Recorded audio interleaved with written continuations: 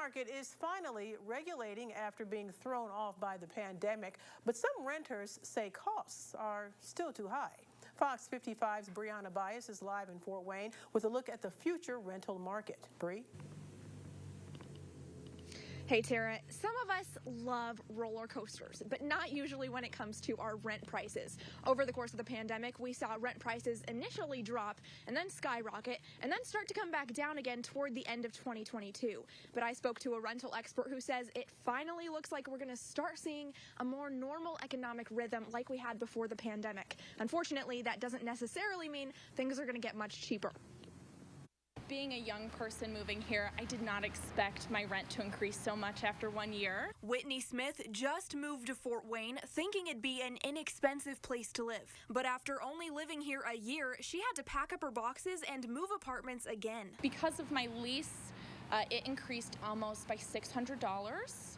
And yeah, so I had to move. It ended up being around $1,500. She says she's thankful to live somewhere less expensive now, but the months living in her old apartment took a toll. It stopped going out to eat.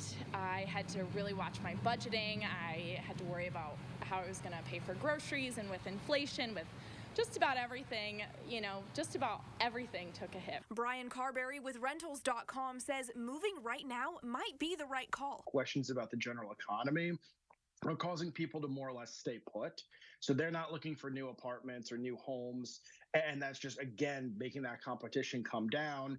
It's becoming more of a renter's market. And as a result, landlords are lowering their prices. The good news is he says the post-pandemic renters market is just beginning to regulate and become more predictable. The warning, that means rent prices could rise for people who wait to move until the summer. During the fall, winter, early spring, we always tend to see the market is really just not as hot for rentals. Same with the housing market.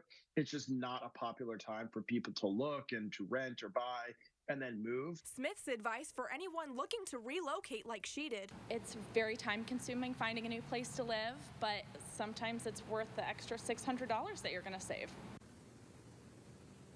Because of inflation, a recent study by Harmony Healthcare IT shows that most families with children who are looking to move right now are prioritizing rent costs over the quality of the schools in that area.